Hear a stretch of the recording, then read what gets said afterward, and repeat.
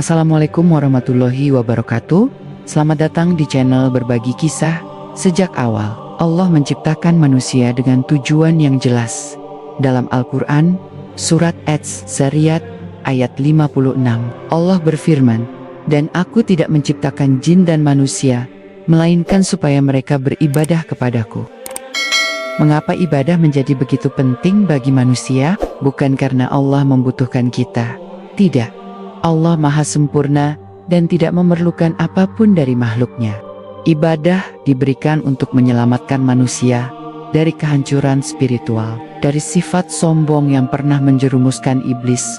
Hari ini, kita akan membuka lembaran sejarah yang jarang diungkap, sebuah perjalanan investigatif untuk memahami awal mula manusia diciptakan untuk beribadah, alasan di baliknya, dan rahasia yang tersimpan sejak penciptaan Adam hingga risalah terakhir Nabi Muhammad SAW.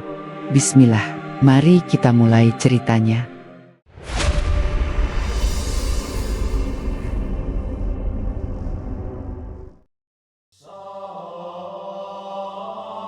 Bayangkan sebuah gulungan naskah kuno yang ditemukan di balik reruntuhan waktu, membuka kisah paling awal sebelum bumi mengambil bentuknya, sebelum langit terangkat tanpa tiang, sebelum sejarah mencatat satu nama pun. Di balik rahasia itu, tersimpan satu pertanyaan besar yang terus menghantui umat manusia dari generasi ke generasi. Mengapa manusia harus beribadah? Kenapa kehidupan tidak dibiarkan mengalir tanpa aturan, tanpa sujud, tanpa doa? Siapa yang pertama kali diperintahkan untuk beribadah? Dan apa alasannya? Kita memulai perjalanan ini bahkan sebelum manusia diciptakan, di alam yang tidak pernah dirasakan mata dan telinga manusia, saat hanya ada Allah yang Maha Esa, tanpa sekutu, tidak ada waktu, tidak ada dimensi. Lalu Allah menciptakan para malaikat dari cahaya dan jin dari nyala api tanpa asap. Mereka hidup dengan tugas masing-masing, tunduk kepada kekuasaannya. Hingga pada satu momen, Allah menyampaikan sebuah kabar yang menggemparkan seluruh makhluk berakal. Allah berfirman kepada para malaikat bahwa Dia akan menciptakan makhluk baru, khalifah di bumi. Di dalam Al-Quran, dalam surat Al-Baqarah ayat 30, tertulis jelas keterkejutan malaikat. Mereka berkata, "Apakah engkau hendak menjadikan di bumi orang yang akan membuat kerusakan di sana dan menumpahkan darah, sedangkan kami senantiasa bertasbih memujimu dan menyucikan namamu?" Allah berfirman, "Sungguh aku mengetahui apa yang tidak kalian ketahui." Disinilah akar ibadah dimulai. Bahkan sebelum manusia diciptakan, para malaikat mempertanyakan, kenapa makhluk baru ini diperlukan, apalagi bila mereka berpotensi melakukan kerusakan. Jawaban Allah menunjukkan bahwa ibadah bukan sekadar ritual atau simbol penghambaan, tapi misi besar yang tersembunyi dalam rahasia ilmu yang hanya Allah ketahui. Lalu diciptakanlah Nabi Adam dari tanah. Tidak sekadar tanah, tapi tanah terbaik dari seluruh penjuru bumi. Penggabungan tanah itu bukan tanpa makna. Disitulah simbol sifat manusia yang beragam. Lembut seperti tanah lembah, keras seperti tanah pegunungan, bercampur dengan kelembaban yang melahirkan kehidupan. Sekaligus dari kekeringan yang membawa kegersangan dan ujian, Allah membentuk Adam dengan tangannya sebagai bentuk kemuliaan, lalu meniupkan ruh ke dalam tubuhnya.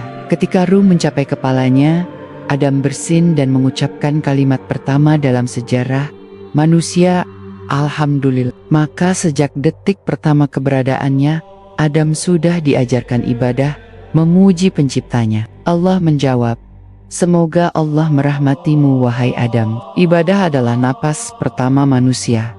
Namun kisah ini tidak berhenti di sana. Allah mengajarkan seluruh nama kepada Adam, pengetahuan yang tidak dimiliki malaikat, sehingga malaikat menyadari hikmah besar penciptaan manusia. Ibadah bukan hanya sujud fisik, tetapi sujud akal, hati, dan ilmu.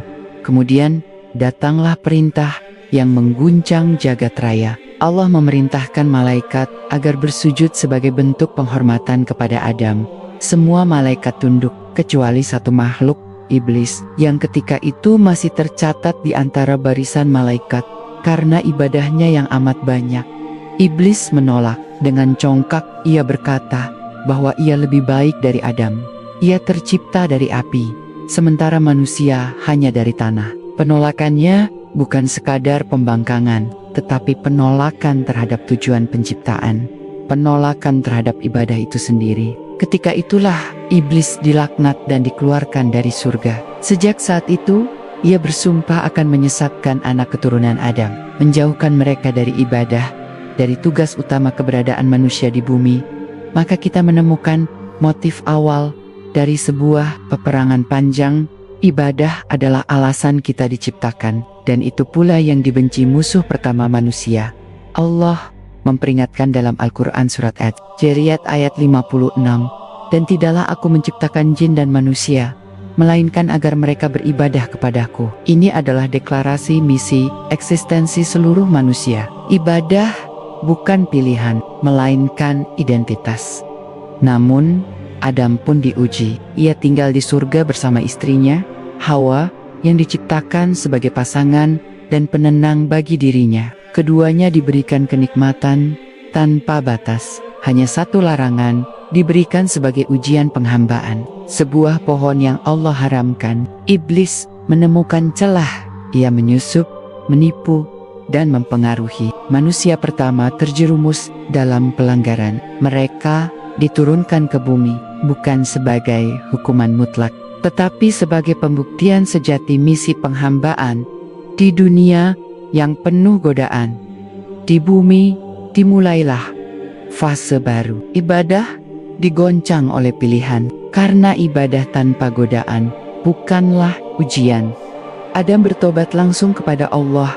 Allah mengajarkan kalimat-kalimat untuk memohon ampun. Bertobat adalah ibadah pertama di bumi.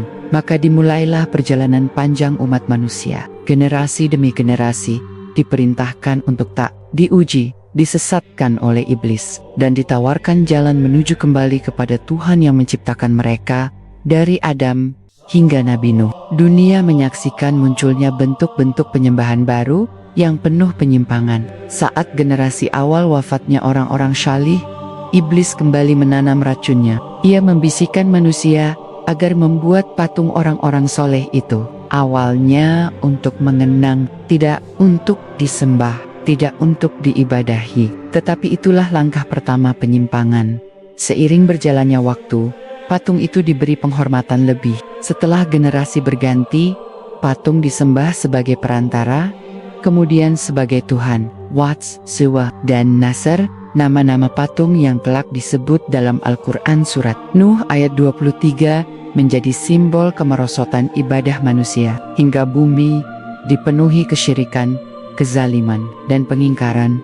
Allah mengutus Nabi Nuh untuk mengajak umatnya kembali kepada ibadah yang benar, mengesahkan Allah, bukan sekadar ritual, tetapi ketaatan total tanpa sekutu. Seruan itu terus berlangsung selama lebih dari 950 tahun. Namun hanya sedikit yang beriman dalam salah satu peristiwa paling dahsyat dalam sejarah bumi. Allah menurunkan banjir besar, menenggelamkan kaum musyrik, dan menyelamatkan orang-orang beriman.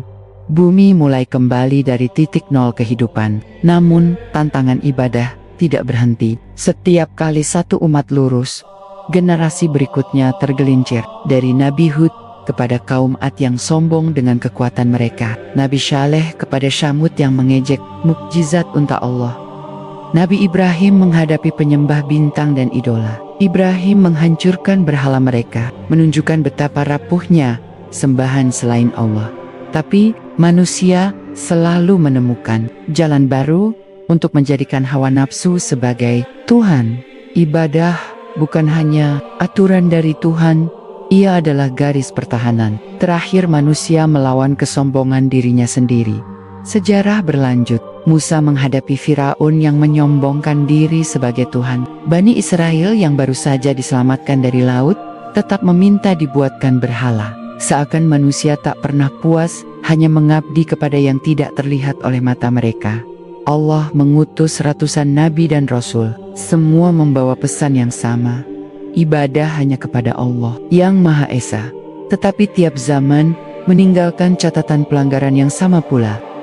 Hingga sejarah mengarah pada satu titik perubahan terbesar. Ketika bumi semakin gelap oleh kesyirikan, kita memasuki masa kelahiran penutup para nabi dan rasul, Muhammad bin Abdullah. Di masa itu, Arab penuh dengan penyembahan berhala. Ka'bah yang dulunya dibangun Ibrahim sebagai pusat ibadah tauhid, kini dikelilingi 360 berhala. Ibadah yang harusnya memerdekakan manusia dari perbudakan sesama, berubah menjadi cara elit Quraisy menguasai rakyat. Rasulullah datang bukan dengan pedang, tetapi dengan kalimat paling tajam dalam sejarah manusia, La ilaha, tidak ada Tuhan selain Allah. Kalimat ini bukan sekadar lafaz, ia menggulingkan struktur kekuasaan, ekonomi, dan tradisi ribuan tahun. Ia membebaskan manusia, tetapi juga membuat para penguasa ketakutan. Karena ketika seseorang sujud hanya kepada Allah, ia tidak lagi bisa diperbudak siapapun selainnya. Perintah ibadah pun diturunkan bertahap. Salat, yang merupakan tiang agama, difardukan langsung dalam peristiwa Isra Mi'raj, bukan melalui perantara wahyu di bumi, tetapi langsung dari Allah di langit tertinggi. Inilah ibadah yang menjadi garis pemisah antara iman dan kufur. Ibadah yang menghubungkan manusia dengan langit 5 kali sehari, tidak peduli siang atau malam, damai atau perang. Ibadah menjadi sistem kehidupan. Ada zakat yang membersihkan harta dan hati, puasa yang menundukkan hawa nafsu, haji yang menghapus perbedaan warna, bahasa, suku, dan status. Semua yang Allah wajibkan memiliki alasan. Semua adalah obat bagi penyakit manusia yang terus berulang sejak zaman Adam hingga akhir nanti. Namun kini muncul pertanyaan yang jauh lebih besar. Jika semua nabi membawa pesan ibadah, mengapa manusia tetap melawan? Jika ibadah adalah alasan penciptaan, mengapa justru hal itulah yang paling sulit dijaga? Jawabannya tersembunyi dalam sumpah iblis. Ia berkata dalam Al-Quran surat Al-A'raf ayat 16 hingga 17, Aku benar-benar akan menghalangi mereka dari jalanmu yang lurus. Aku akan mendatangi mereka dari depan, belakang, kanan, dan kiri mereka, sehingga engkau tidak akan mendapati kebanyakan mereka bersyukur. Ibadah adalah medan peperangan, dan manusia berada di tengah badai itu, maka kita akan terus menyingkap pertanyaan inti ini. Kenapa Allah memerintahkan ibadah? Untuk siapa sebenarnya ibadah itu? Apakah Allah membutuhkan penghambaan kita? Ataukah manusia yang sebenarnya membutuhkan ibadah itu sendiri, agar tidak kembali menjadi makhluk yang hilang arah? Setiap lembar sejarah menunjukkan bahwa ibadah adalah garis yang menentukan apakah manusia layak kembali ke surga atau terperosok bersama musuh pertamanya selamanya. Lembar sejarah selanjutnya memperlihatkan sesuatu yang sangat mengejutkan, bahwa ibadah bukan hanya perintah, ia adalah garis pemisah antara manusia yang setia kepada perjanjian primordial dan manusia yang mengkhianatinya. Perjanjian apa? Sebelum manusia lahir ke dunia, seluruh keturunan Adam telah diambil sumpahnya, seperti yang Allah sebutkan dalam Al-Quran surat Al-A'raf ayat 172, bahwa Allah mengeluarkan seluruh anak Adam dari sulbi ayah mereka dan bertanya kepada mereka, bukankah aku ini Tuhan kalian? Mereka menjawab, betul, kami menjadi saksi. Ini bukan metafora, ini adalah fakta gaib yang lebih nyata dari keberadaan kita sekarang. Kita dahulu telah berikrar bahwa hanya Allah Tuhan kita, tetapi ketika manusia dilahirkan ke dunia, perjanjian itu terlupakan oleh kebanyakan manusia. Maka ibadah menjadi pengingat janji itu.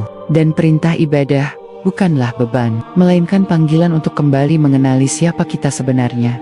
Namun, iblis tidak pernah berhenti ingin memutus ikatan primordial itu.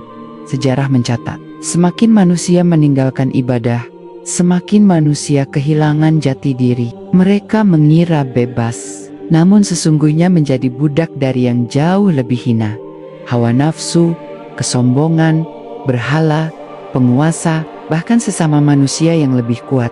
Setiap masa memperlihatkan bahwa ibadah adalah benteng terakhir martabat manusia.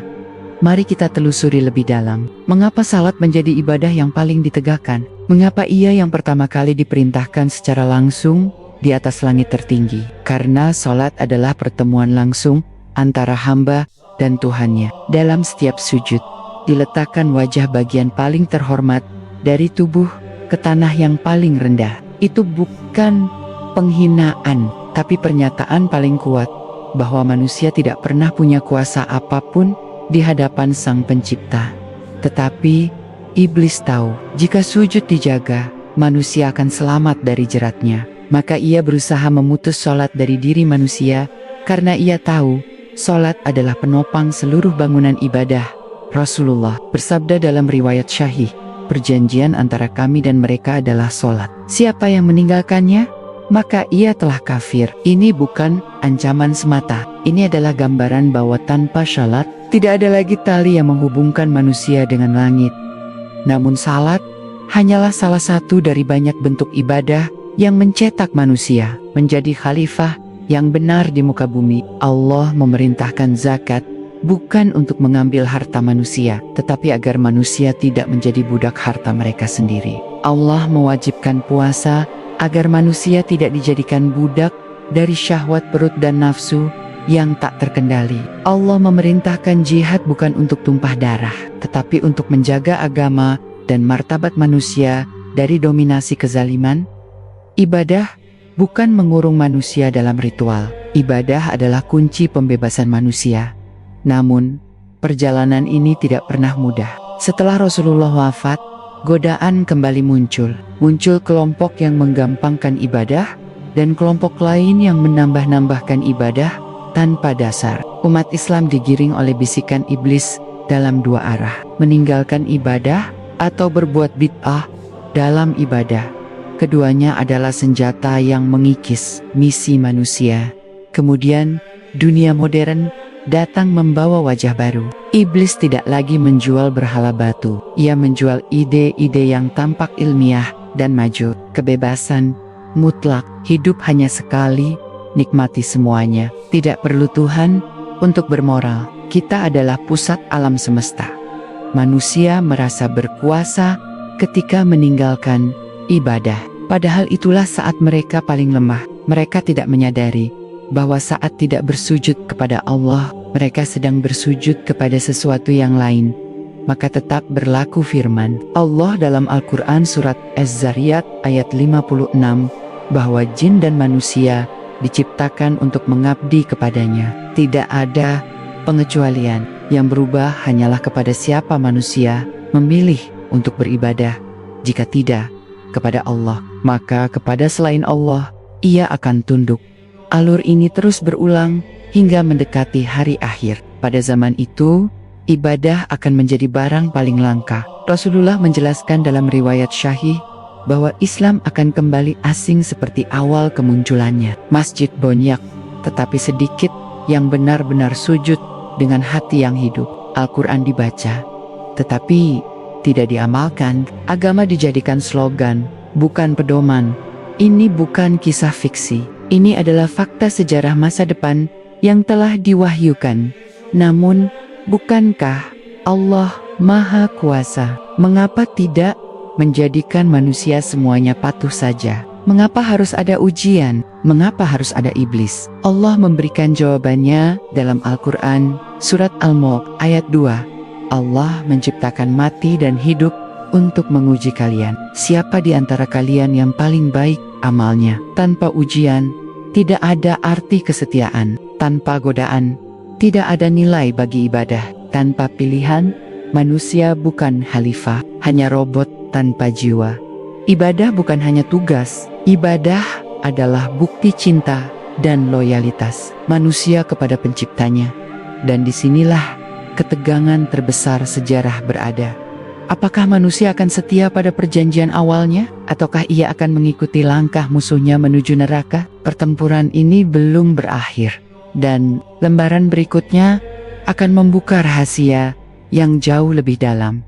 Siapa sebenarnya makhluk yang paling takut manusia? Apa strategi tersembunyi yang digunakan iblis untuk memutus hubungan manusia dengan Tuhannya? Dan mengapa ibadah menjadi satu-satunya jalan untuk menyelamatkan diri dari fitnah akhir zaman. Ini tertulis jelas dalam wahyu dan sejarah, tetapi hanya sedikit manusia yang memperhatikannya. Ketika hati semakin gelap dan dunia semakin bising, ibadah menjadi cahaya satu-satunya yang bisa menunjukkan jalan pulang.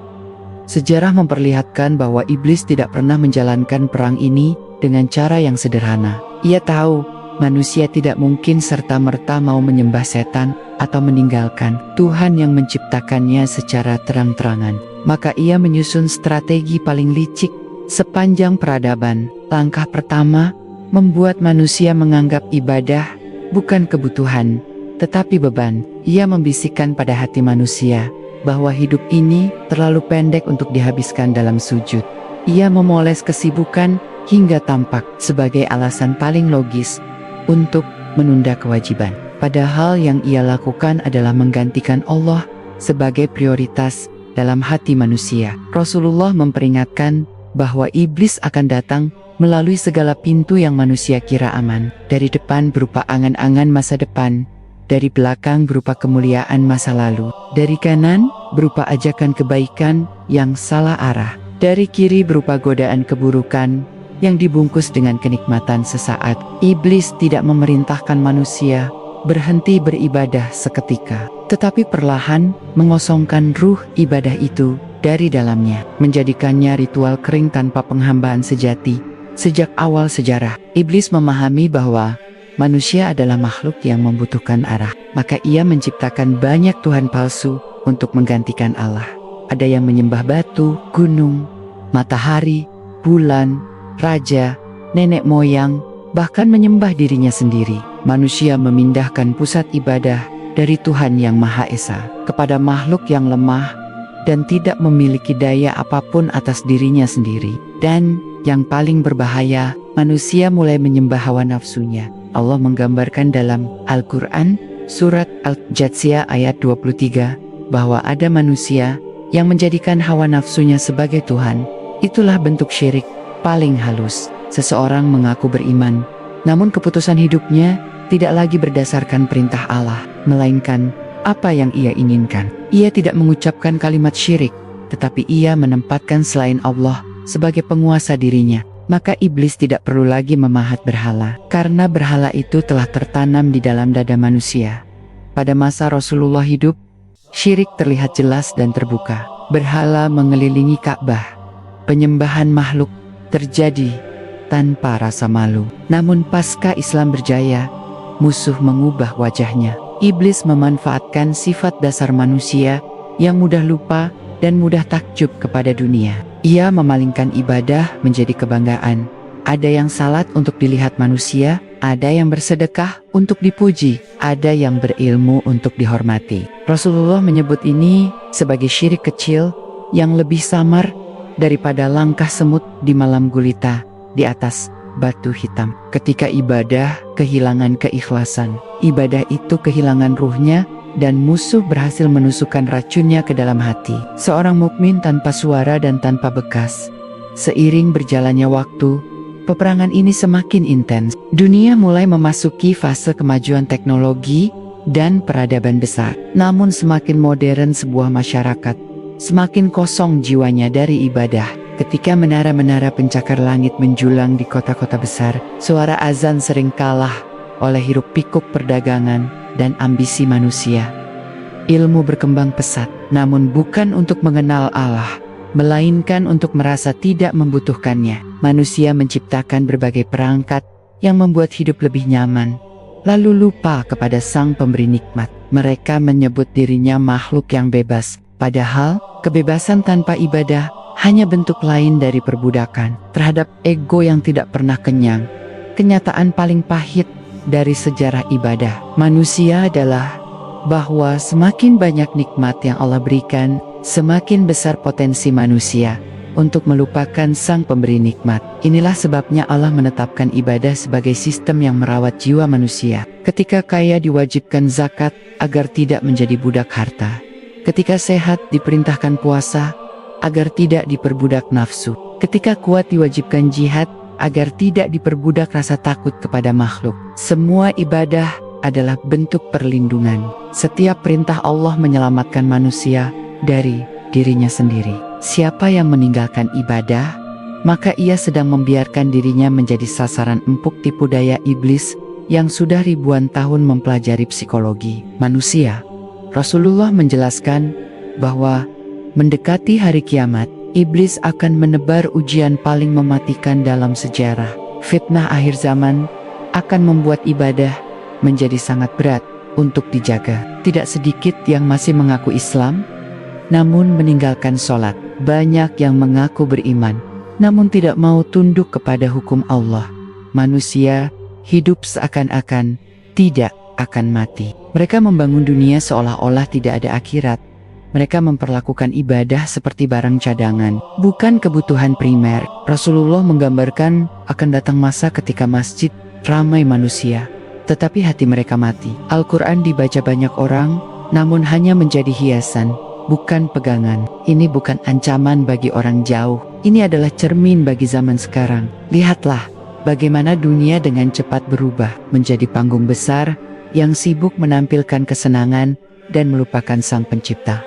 Namun di balik semua itu, Allah tidak pernah membiarkan hambanya tanpa pertolongan. Allah menegaskan dalam Al-Quran surat Al-Ankabut ayat 45 bahwa sholat dapat mencegah manusia dari perbuatan keji dan munkar. Artinya, ibadah bukan hanya aktivitas spiritual, tetapi sistem yang memproteksi perilaku dan mental manusia dari kerusakan moral. Ibadah adalah cahaya yang menyingkap jebakan iblis. Dalam setiap sujud, manusia menyatakan bahwa ia milik Allah dan akan kembali kepadanya. Dalam setiap taat, manusia menghidupkan kembali ingatan akan perjanjian awalnya. Dan hanya dengan itulah, manusia dapat tetap berada dalam jalur yang benar di tengah gelombang fitnah yang semakin besar. Kita akan sampai pada bagian paling penting dari perjalanan panjang ini, yaitu mengungkap jawaban detail atas pertanyaan inti yang terus menggantung. Mengapa Allah mewajibkan ibadah kepada manusia, sementara Allah sendiri tidak membutuhkan apapun dari manusia? Apakah ibadah hanya simbol penghormatan, ataukah ibadah memiliki rahasia besar yang menentukan nasib manusia di dunia dan akhirat? Kita akan menelusuri dalil-dalil yang menjelaskan bahwa ibadah adalah kebutuhan paling mendasar manusia untuk tetap hidup sebagai makhluk yang merdeka dari segala bentuk penghambaan selain kepada Allah. Kita akan membuka fakta bahwa tanpa ibadah, manusia akan kembali seperti yang malaikat khawatirkan pada awal penciptaan. Makhluk yang membuat kerusakan di muka bumi dan menumpahkan darah tanpa arah dan tujuan yang jelas. Dan kita belum membuka bab terakhir tentang peperangan yang menentukan masa depan manusia. Peperangan ini bukan antara bangsa atau peradaban. Peperangan ini adalah pertarungan di dalam diri setiap orang, antara ketaatan dan pembangkangan, antara sujud dan kesombongan, antara jalan menuju surga dan jalan menuju jurang api neraka. Seluruh sejarah manusia adalah saksi bahwa tidak ada yang lebih ditakuti musuh kecuali seorang manusia yang bersujud kepada Allah, dan tidak ada yang lebih berbahaya bagi manusia selain lupa kepada siapa ia harus bersujud.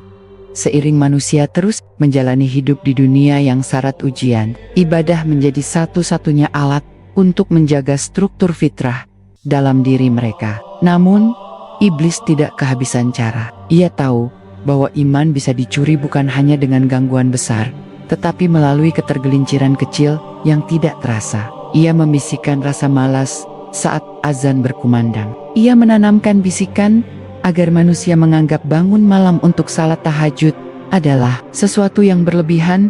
Ia menggiring manusia untuk berkata dalam hatinya, Allah Maha Pengampun, aku masih muda, nanti saja bertaubat. Saat itu terjadi, iblis telah berhasil menanam benih penundaan. Penundaan itulah yang mematikan, karena semakin lama manusia menunda ibadah, semakin jauhlah ia dari tujuannya diciptakan.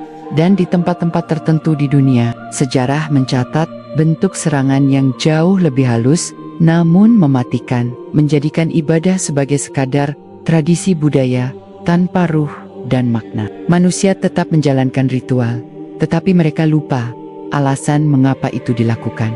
Mereka berdiri, rukuk dan sujud, tetapi hati mereka tidak pernah hadir menghadap penciptanya. Inilah yang ditakutkan para ulama besar sepanjang sejarah. Imam Al-Ghazali menjelaskan bahwa ibadah tanpa keikhlasan adalah sepotong jasad tanpa ruh. Ia terlihat hidup dari luar, tetapi mati sepenuhnya di dalam. Inilah ibadah yang tidak lagi mampu mengingatkan manusia siapa dirinya ketika Rasulullah masih hidup. Beliau sering mengajarkan para sahabat untuk tidak hanya memahami perintah ibadah, tetapi juga memahami musuh yang ingin memutus ibadah itu dari diri manusia. Rasulullah bersabda bahwa setan mengikat 3 simpul pada tengkuk manusia setiap kali ia tidur. Jika ia bangun dan berzikir kepada Allah, 1 ikatan lepas. Jika ia berwudu, ikatan kedua terlepas. Jika ia salat, seluruh ikatan terlepas dan manusia bangun dengan hati yang kuat dan jiwa yang lapang. Tetapi jika ia tidak melakukan itu semua, pagi harinya ia bangun dengan kesempitan jiwa dan kemalasan yang menekan. Dalam informasi sederhana ini, Rasulullah telah membuka strategi iblis menyerang manusia pada titik awal hari mereka. Ketika pilihan pertama dibuat, apakah akan mengingat Allah atau menunda perintahnya? Lalu mengapa ibadah menjadi begitu berat bagi sebagian orang? Jawabannya menakutkan, namun nyata. Karena ibadah adalah pedang yang dapat membunuh kekuatan iblis. Semakin kuat ibadah seseorang, semakin lemah kekuasaan iblis terhadap dirinya. Maka, iblis akan menjadikan ibadah sebagai medan tempur paling sengit dalam hidup manusia. Ia tidak peduli seberapa banyak manusia berprestasi dalam dunia, selama ia gagal menghadap Allah dengan tunduk. Ia tidak peduli seberapa terkenal seseorang, selama ia malah sujud. Ia tidak peduli seberapa kaya seseorang, selama ia enggan mengeluarkan zakat. Ia tidak peduli seberapa kuat manusia secara fisik, jika ia tidak kuat menahan hawa nafsu dengan puasa. Iblis tidak memerangi manusia pada bidang yang tidak mengancam dirinya. Ia hanya memerangi titik yang dapat menghancurkan kerajaannya, ibadah. Di sisi lain, Allah menegakkan ibadah bukan untuk kepentingannya, tetapi untuk kebaikan manusia sendiri. Allah tidak membutuhkan sujud kita. Allah tidak bertambah mulia meski seluruh makhluk bersujud kepadanya. Allah tidak berkurang sedikit pun jika seluruh makhluk membangkang. Maka ibadah adalah bukti kasih sayang Allah kepada makhluknya. Ia memberi manusia jalan untuk membersihkan jiwa, menguatkan hati, menenangkan akal, memperbaiki moral, dan membawa kehidupan menuju arah yang benar. Tanpa ibadah, manusia akan kembali pada naluri paling rendah, saling menindas, saling menghancurkan, saling berebut kekuasaan tanpa batas. Inilah kekhawatiran para malaikat pada awal penciptaan, yang terjawab hanya jika manusia menjaga ibadahnya kepada Allah.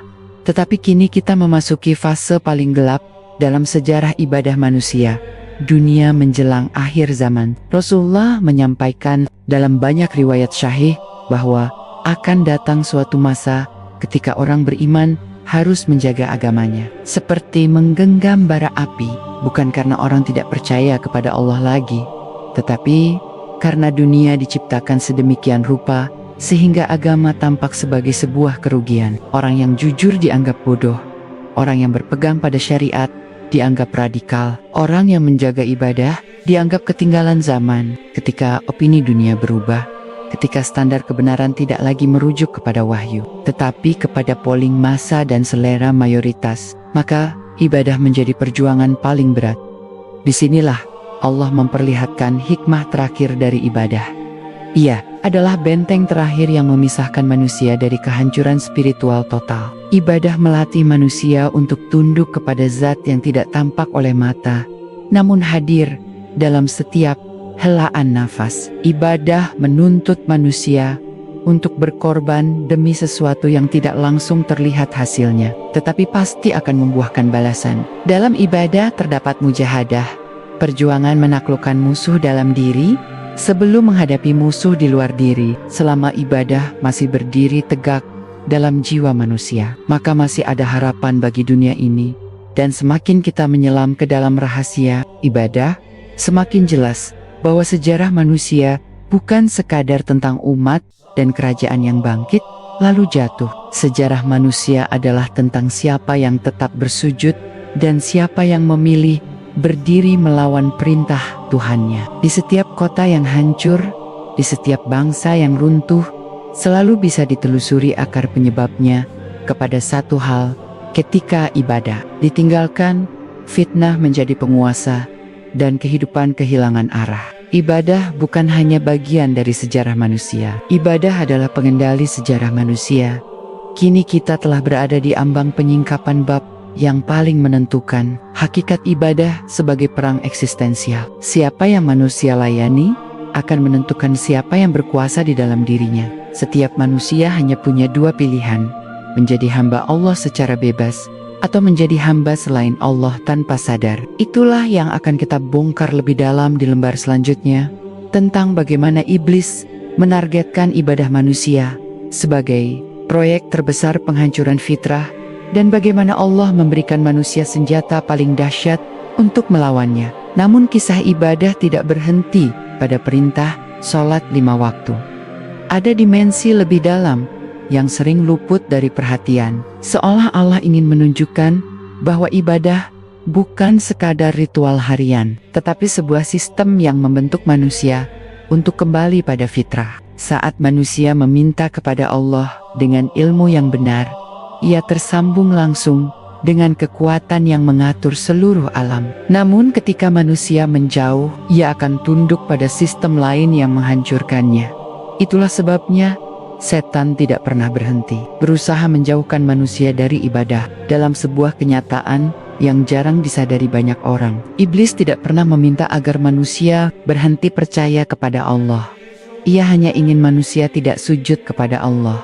Cukup itu saja, karena ia tahu selama sujud masih tegak, hubungan manusia dengan Tuhannya mustahil terputus. Maka ia mengincar titik paling rapuh pada diri manusia, kesombongan, sebagaimana ia dahulu jatuh karena itu. Itulah mengapa dosa pertama dalam sejarah bukan zina, bukan mencuri, bukan membunuh, tetapi kesombongan yang menolak ibadah. Dan dosa itu yang mengalir sebagai racun tersembunyi dalam hati banyak manusia sejak awal penciptaan. Ketika kita menengok kisah kaum terdahulu, kita menemukan pola yang mengejutkan. Semua umat yang dibinasakan dalam sejarah bukan karena mereka tidak mengenal Tuhan. Mereka mengenal Tuhan. Kaum Nabi Nuh mengenal Allah, tetapi tetap menyembah berhala sebagai perantara. Kaum Ad mengenal pencipta langit, tetapi menolak sujud kepadanya karena merasa kuat. Kaum Samud mengetahui Tuhan yang menghidupkan dan mematikan, tetapi enggan tunduk karena kesombongan atas kemajuan teknologi yang mereka miliki. Bahkan Nabi Musa menyaksikan laut terbelah dengan mata kepala sendiri, tetapi tetap kembali pada penyembahan sapi emas saat hawa nafsu menguasai hati mereka. Di sini, sejarah mengajarkan satu kenyataan pahit. Pengetahuan tanpa ibadah adalah kehancuran, sebab akal tanpa sujud hanya akan melahirkan kesombongan yang sama seperti iblis. Lalu dalam perjalanan panjang manusia, Allah tidak hanya memerintahkan ibadah, tetapi juga memperbaiki bagaimana manusia menjalankannya. Bani Israel diberi banyak bentuk ibadah sebagai ujian. Mereka diperintahkan berkurban, berpuasa, menegakkan hukum Taurat. Namun riwayat sejarah menunjukkan bagaimana mereka sering menjadikan ibadah hanya sebagai simbol status sosial.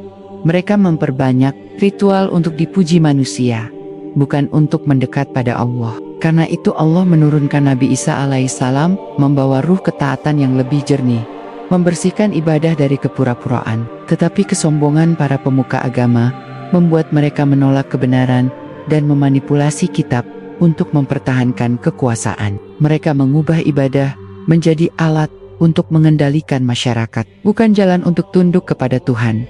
Saat dunia semakin dipenuhi kekuasaan manusia atas manusia, saat ibadah kehilangan maknanya karena dimonopoli kaum rohaniawan, Allah menetapkan sebuah penutup risalah terakhir. Di sebuah gurun terpencil di Mekah, manusia pilihan bernama Muhammad bin Abdullah menerima wahyu yang akan menyelamatkan umat manusia dari kehancuran spiritual yang sudah di depan mata. Risalah yang mengembalikan ibadah kepada poros utamanya, tauhid.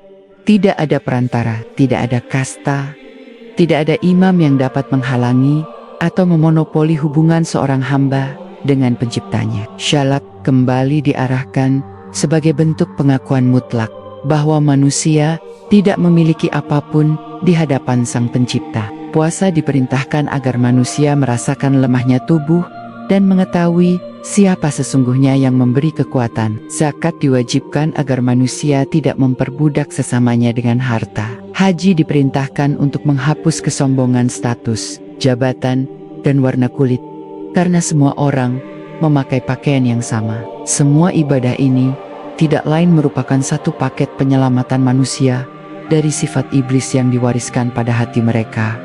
Namun, penyelamatan itu bukan berarti manusia langsung berubah sempurna.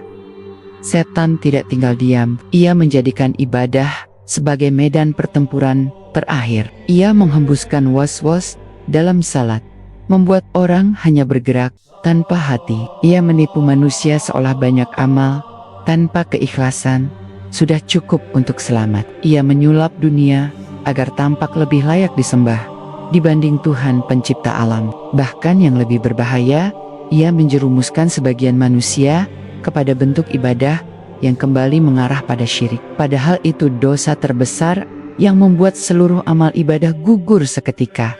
Quran Surat An-Nisa ayat 116 memperingatkan bahwa Allah tidak akan mengampuni dosa menyekutukannya, meski ia mengampuni dosa selain itu bagi siapa yang dia kehendaki. Ini bukan ancaman semata, ini adalah realita paling serius dalam sejarah eksistensi manusia, karena syirik berarti memutus hubungan langsung dengan Allah dan kembali tunduk pada makhluk. Seolah sejarah Adam dan Iblis terulang, tetapi kini dalam bentuk pilihan manusia sendiri. Fakta yang jarang diungkap adalah bahwa setiap ibadah besar dalam Islam terikat langsung dengan momen penting sejarah kosmik. Salat terhubung dengan perjalanan Isra dan Mi'raj ketika Rasulullah Muhammad diperintahkan langsung oleh Allah tanpa perantara. Puasa terhubung dengan turunnya Al-Quran, petunjuk yang menyelamatkan akal dari gelapnya kebohongan. Haji terhubung dengan pengorbanan Nabi Ibrahim dan keluarganya, simbol penyerahan total kepada perintah Allah, meski bertentangan dengan logika manusia. Semua ini menunjukkan bahwa ibadah adalah bagian dari perjalanan sejarah manusia menuju penyempurnaan jiwanya. Ibadah bukan aturan baru yang muncul dalam Islam saja. Ia sudah ada sejak Adam, disempurnakan oleh setiap nabi, dan ditutup secara final melalui risalah Muhammad. Seolah semua benang merah sejarah kembali menjulur pada satu titik. Sujud kepada Allah adalah garis pemisah antara kehormatan dan kehinaan manusia.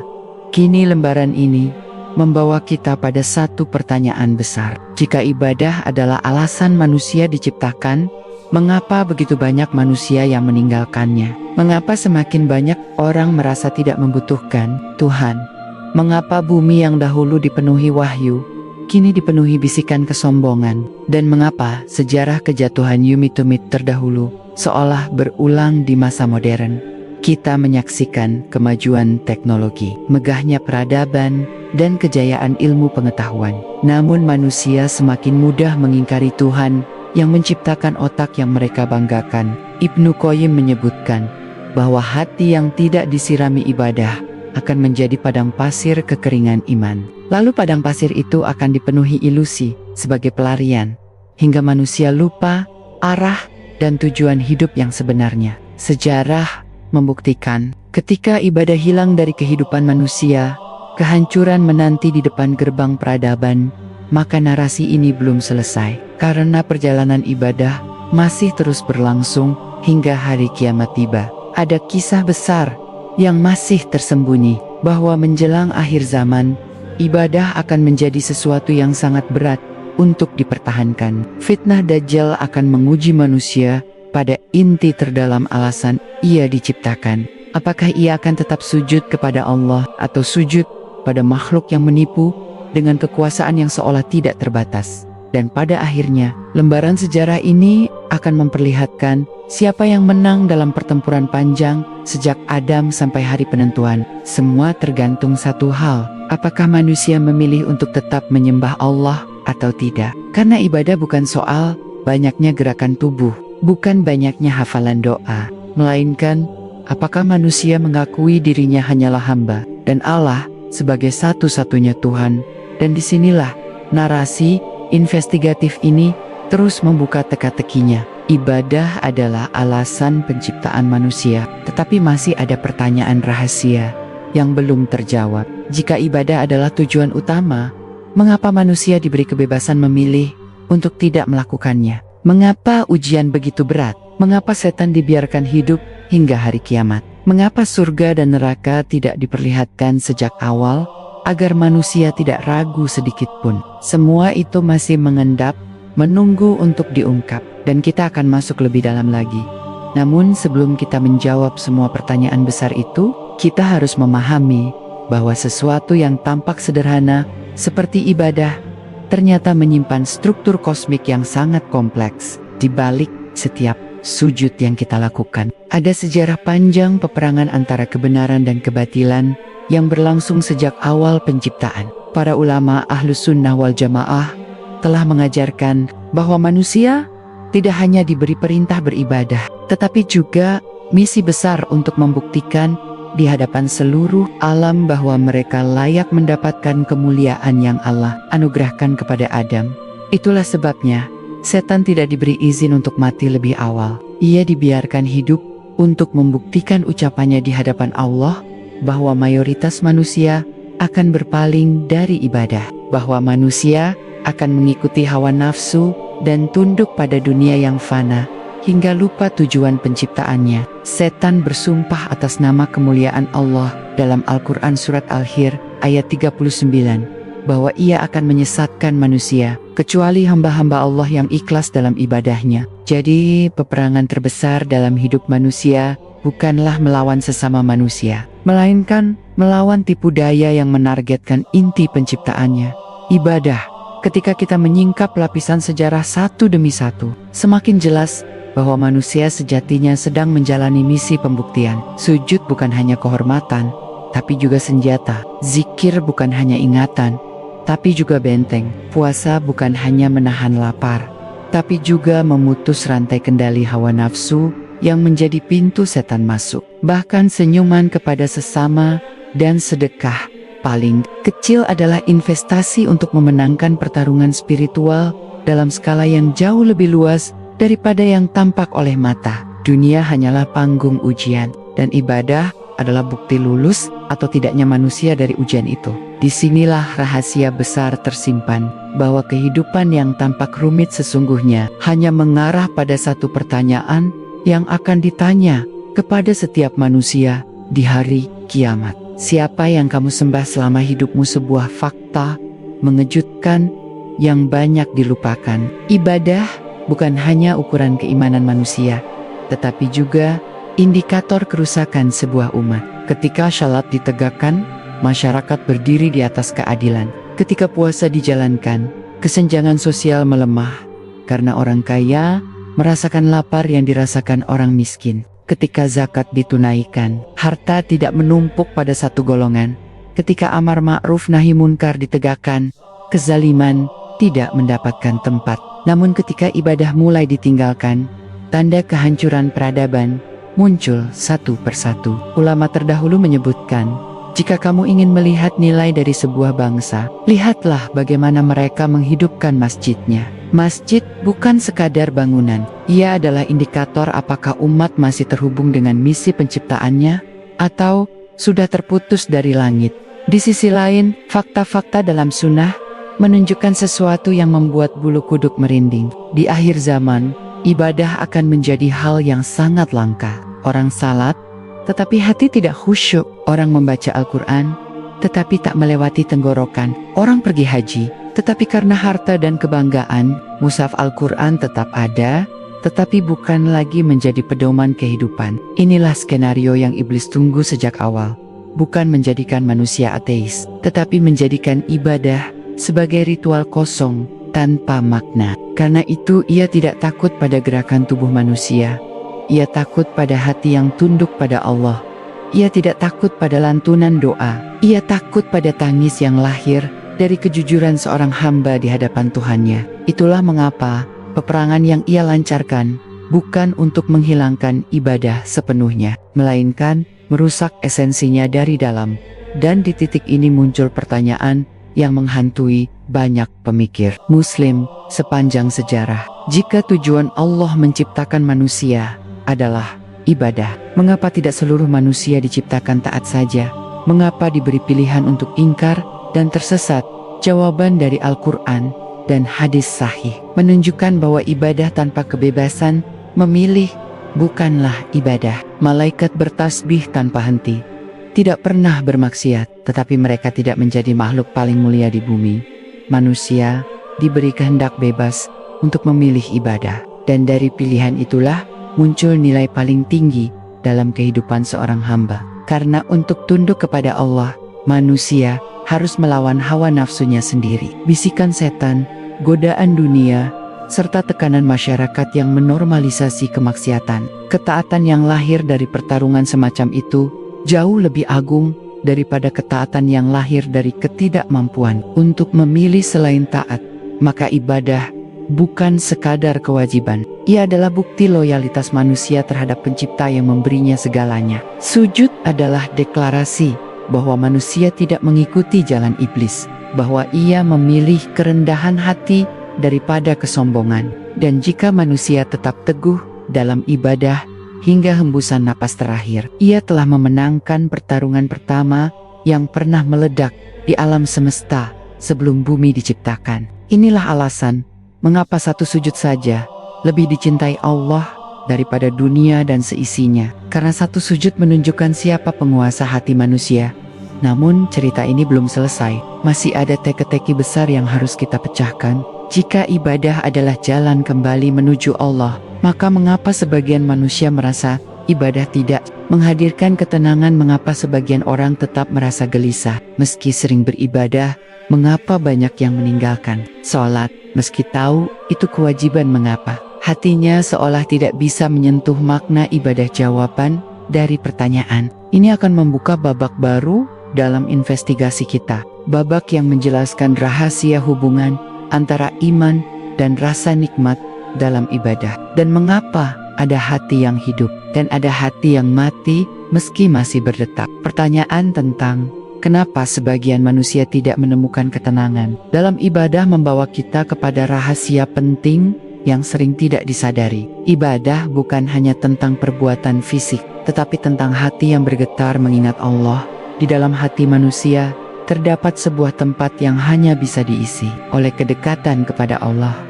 Jika tempat itu kosong, kegelisahan akan menguasai hidupnya meski ia memiliki segala kenikmatan dunia.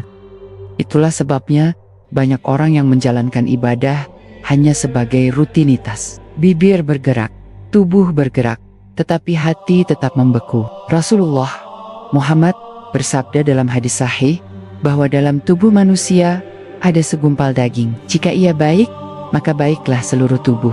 Namun jika ia rusak, maka rusaklah seluruh tubuh. Ia adalah hati. Karena itu, ibadah yang tidak menyentuh hati tidak mengubah apapun dalam hidup manusia. Ia tetap gelisah, tetap marah, tetap tinggi hati, tetap tamak, meski secara lahir ia tampak religius. Ibadah yang sejati adalah yang mampu mengikat hati kepada Tuhannya dan melepaskannya dari perbudakan dunia. Hati manusia tidak diciptakan steril. Ia menjadi medan tempur antara cahaya dan kegelapan. Setan tidak akan membiarkan hati seorang hamba mudah menikmati ibadah. Ia membisikkan rasa malas, menumbuhkan rasa berat saat hendak sholat, membuat dunia terlihat lebih menarik dari masjid, menunda-nunda waktu ibadah, hingga akhirnya ditinggalkan. Allah memperingatkan manusia bahwa setan menjanjikan kemiskinan untuk menghalangi sedekah dan membisikkan kesyaitan saat ia ingin berzikir. Jika manusia tidak melawan,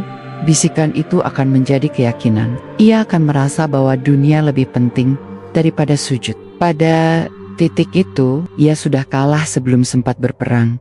Tetapi mengapa Allah tidak menjadikan ibadah sebagai sesuatu yang selalu menyenangkan? Mengapa ibadah justru terasa berat? Pertanyaan ini menguak rahasia yang lebih dalam lagi. Allah ingin membuktikan siapa yang benar-benar mencintainya. Seandainya ibadah selalu menghadirkan kenikmatan, manusia akan beribadah bukan karena Allah, melainkan karena kenikmatan itu sendiri. Maka Allah menjadikan ibadah sebagai ujian cinta. Ketika seseorang tetap sujud meski lelah, tetap bangun malam meski mengantuk, tetap berzakat meski hartanya terasa kurang, tetap berpuasa meski panas menyengat, ia telah menunjukkan bahwa ia memilih Allah di atas dirinya sendiri. Dan itulah yang memisahkan manusia yang beriman dari manusia yang hanya mengikuti nafsu. Namun ada sebuah kenyataan pahit yang jarang diungkap. Tidak semua hati diberi taufik untuk menikmati ibadah. Ada hati yang dikeraskan karena maksiat yang terus-menerus dilakukan tanpa penyesalan. Ada hati yang menjadi gelap karena terlalu banyak mengikuti hawa nafsu. Ada hati yang tertutup karena kesombongan yang tak disadari. Dalam kondisi itu, ibadah justru terasa seperti beban. Orang-orang seperti ini menganggap masjid sebagai penghalang waktu, mushaf Al-Quran sebagai hiasan, dan doa sebagai formalitas tanpa makna. Padahal, disitulah letak kehancuran. Sebab jika ibadah tidak lagi memiliki rasa di hati, lambat laun tubuh pun akan berhenti melakukannya. Rahasia berikutnya adalah bahwa kenikmatan ibadah adalah hadiah, bukan hak. Allah memberikannya kepada orang-orang yang menjaga keikhlasan dan menjauhi dosa. Semakin seseorang menjaga pandangan dari yang haram, semakin terang hatinya. Semakin ia menjauhi ucapan dusta, semakin lembut jiwanya. Semakin ia mengecilkan dunia dalam hatinya, semakin besar ia merasakan kedekatan kepada Allah. Sebaliknya, siapa yang menjadikan dunia sebagai pusat hidupnya, ibadah akan terasa seperti gangguan dalam perjalanannya mengejar sesuatu yang fana. Allah berfirman dalam Al-Quran surat Ar-Ra'd ayat 28 bahwa hanya dengan mengingat Allah, hati menjadi tenang. Artinya, jika seseorang tidak merasakan ketenangan dalam ibadahnya, maka hatinya sedang tidak benar-benar mengingat Allah. Ketika kita menyelami lebih jauh sejarah spiritual manusia, kita menemukan kenyataan mengejutkan. Sebagian manusia beribadah untuk dirinya sendiri, bukan untuk Allah. Ia ingin dipandang baik, ia ingin dipuji sebagai orang saleh, ia ingin kekuasaan melalui agama. Inilah penyakit ria, sebuah penyakit yang membuat amal sebesar gunung menjadi seperti debu yang tidak berharga di akhirat. Nabi Muhammad memperingatkan bahwa ria adalah syirik kecil karena ia merusak inti dari ibadah, yaitu keikhlasan. Pada titik ini kita memahami sebuah kenyataan yang menegangkan, bahwa peperangan antara iman dan kesombongan tidak hanya terjadi pada iblis, tetapi juga dalam setiap diri manusia. Setiap sujud yang kita lakukan adalah pernyataan perang terhadap kesombongan itu. Maka ibadah sejati bukan sekadar ritual, ia adalah perjalanan panjang untuk menghidupkan hati. Ia adalah proses membersihkan jiwa dari polusi dunia. Ia adalah deklarasi bahwa manusia memilih Allah di atas segala sesuatu. Siapa yang bisa mempertahankan ibadahnya hingga akhir hayat dengan hati yang ikhlas, dialah yang berhasil menaklukkan cobaan terbesar dalam hidup. Dan ketahuilah, Allah tidak pernah menyia-nyiakan lelahnya orang-orang yang beribadah. Barang siapa berjalan mendekat kepadanya, ia akan berlari mendekat kepada hamba tersebut. Satu tetes air mata karena takut kepada Allah lebih berat timbangannya daripada gunung dunia. Dan satu sujud yang dilakukan dengan kesadaran penuh akan menjadi cahaya pada hari ketika seluruh cahaya padam. Tetapi semakin jauh kita melangkah, semakin jelas terlihat bahwa puncak makna ibadah belum sepenuhnya terkuak. Masih ada pertanyaan yang lebih besar menunggu untuk dijawab. Mengapa Allah menjanjikan balasan surga dan neraka kepada manusia, padahal ia tidak membutuhkan ibadah mereka? Mengapa pahala dan siksa menjadi bagian dari sistem penciptaan ini? Apakah ibadah adalah kunci untuk memperoleh surga, ataukah ia adalah bukti kelayakan manusia untuk tinggal di sana? Pertanyaan ini membuka pintu menuju dimensi akhir dari hikmah ibadah, dimensi yang mengungkap tujuan akhir perjalanan panjang manusia sejak ditiupkannya ruh pertama kali ke jasad Adam. Dan jawabannya akan membawa kita pada pemahaman tentang hubungan antara ibadah, takdir, serta rahasia keadilan Allah atas seluruh makhluknya. Kita akan segera menyingkapnya untuk memahami kenapa surga dan neraka menjadi bagian dari sistem penciptaan manusia. Kita harus kembali pada momen ketika Allah mengumumkan kepada para malaikat bahwa Ia akan menciptakan makhluk yang diberi kehendak bebas. Malaikat bertanya, kenapa manusia diciptakan, padahal mereka bisa menimbulkan kerusakan dan pertumpahan darah di bumi? Allah menjawab bahwa Ia mengetahui apa yang tidak mereka ketahui.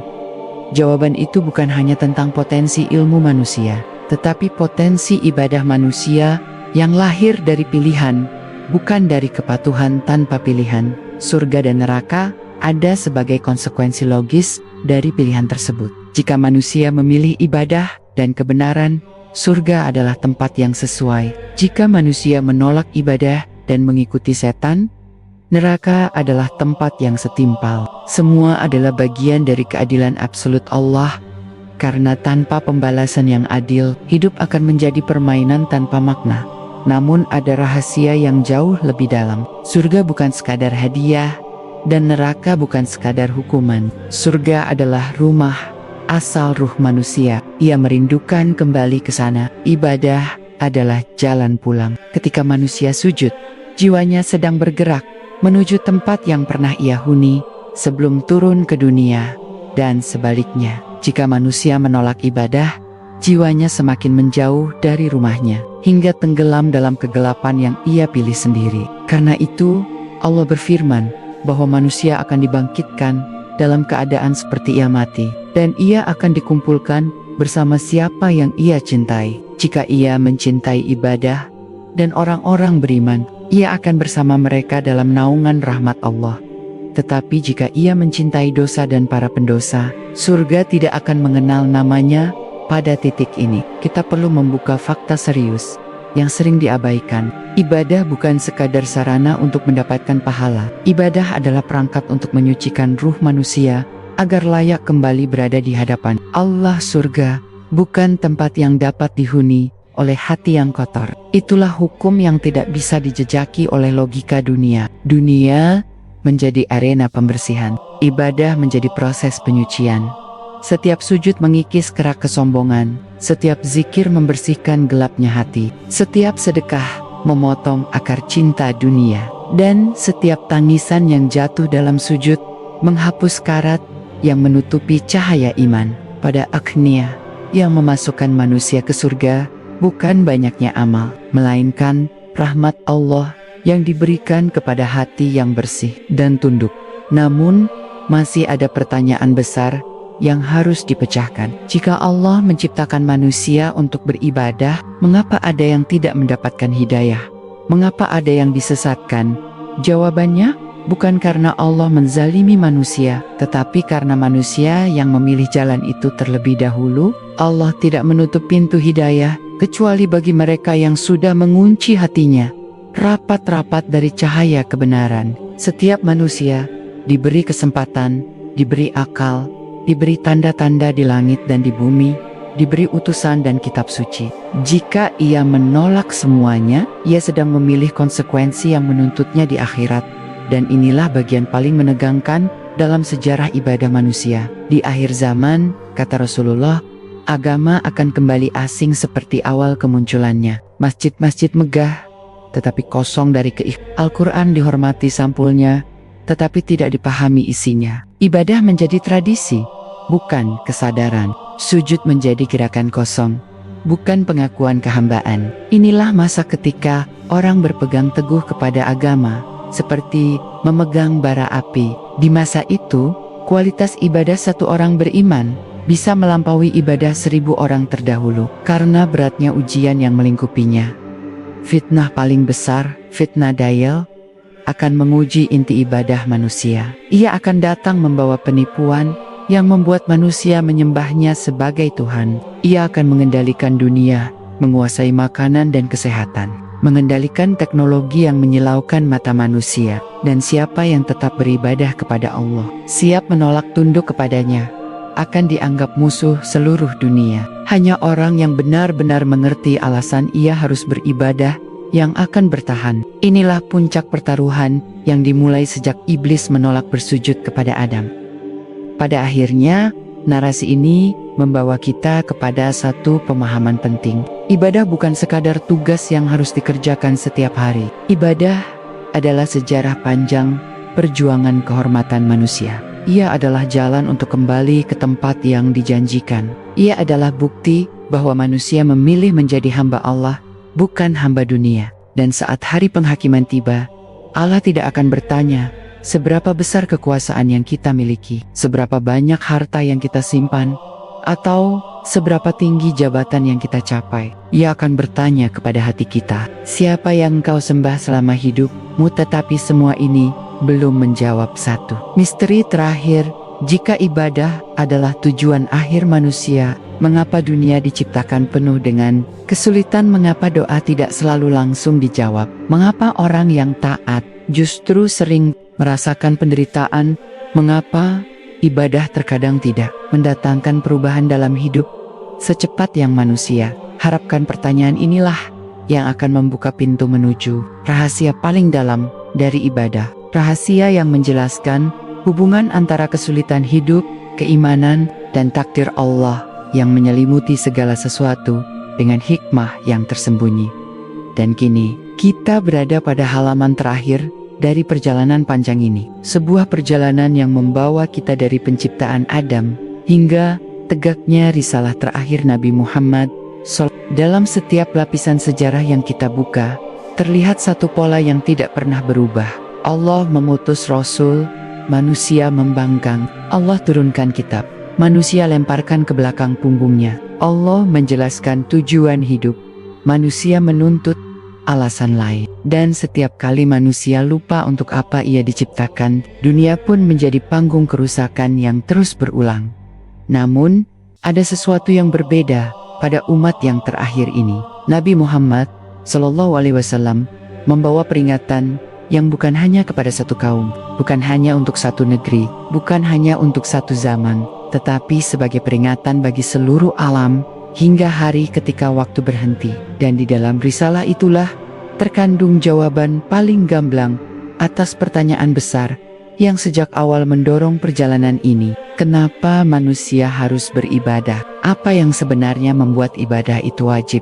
Dan mengapa kesombongan satu makhluk bernama iblis dulu memicu syariat yang harus dipikul seluruh keturunan Adam sekerong? Rasulullah SAW bersabda dalam sebuah hadis syahih riwayat Muslim bahwa Allah berfirman, "Wahai hambaku, aku tidak menciptakan kalian untuk memberi manfaat kepadaku, dan kalian tidak akan mampu memberi mudarat kepadaku. Aku hanya memerintahkan kalian agar kalian beribadah kepadaku." Sebuah pernyataan yang menghancurkan semua alasan-alasan palsu manusia untuk menolak ibadah, bahwa Allah tidak membutuhkan apapun dari kita, bahwa ibadah bukan beban, tetapi proses menyelamatkan diri kita sendiri dari kejatuhan yang sudah menimpa makhluk sebelum kita.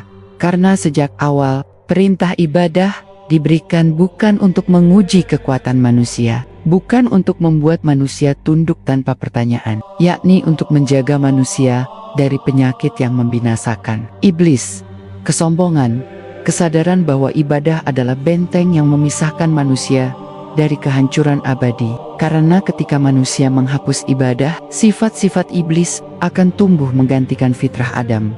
Dan sejarah telah berkali-kali membuktikannya. Kaum yang meninggalkan ibadah selalu runtuh. Peradaban yang memusuhi para nabi selalu dilenyapkan. Dan dunia yang ditinggalkan tanpa cahaya wahyu selalu kembali gelap.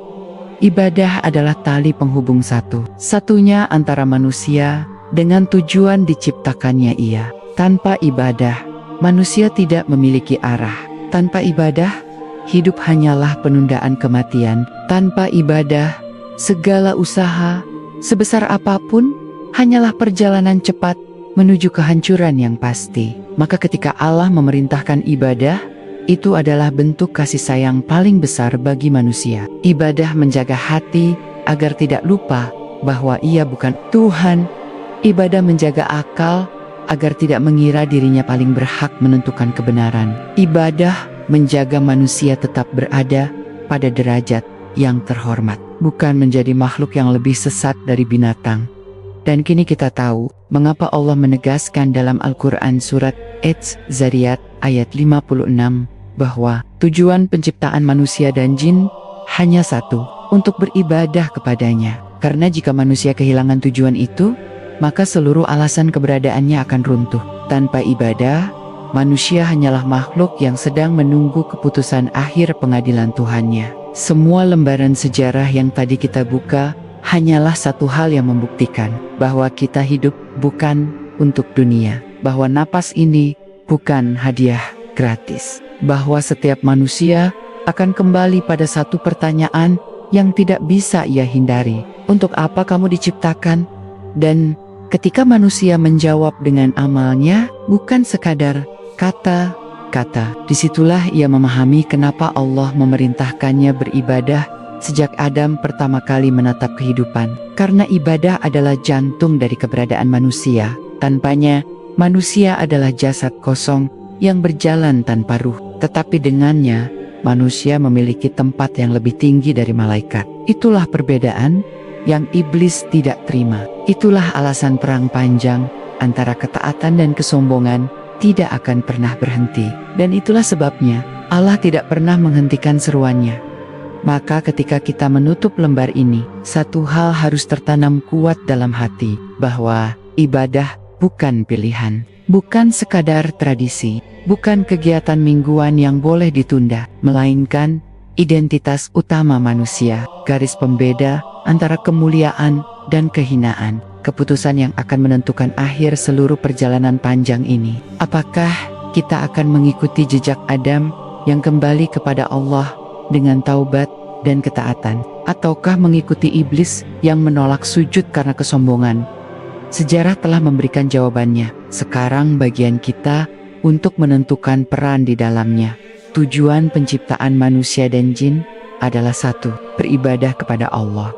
Karena ibadah adalah penyelamat manusia dari sifat sombong yang pernah membinasakan iblis sejak awal penciptaan. Setiap perintah ibadah yang Allah turunkan bukan untuk kepentingannya, tetapi untuk menjaga manusia agar tetap berada di jalan kebenaran. Seluruh sejarah kenabian menunjukkan bahwa mereka yang meninggalkan ibadah akan binasa, dan hanya mereka yang menjaga ibadahnya yang akan mendapatkan kemuliaan di dunia serta keselamatan di akhirat. Ibadah adalah alasan manusia ada, dan siapa yang menolak alasan itu berarti menolak tujuan hidupnya sendiri. Demikian akhir dari narasi investigatif ini. Semoga perjalanan membuka rahasia sejarah ibadah ini menambah keimanan kita dan menyadarkan kembali tujuan terbesar kita diciptakan ke dunia ini. Tetaplah bersama kami di perjalanan selanjutnya, karena masih banyak rahasia sejarah Islam yang belum terungkap dan menunggu untuk kita bongkar satu persatu. Wassalamualaikum warahmatullahi wabarakatuh.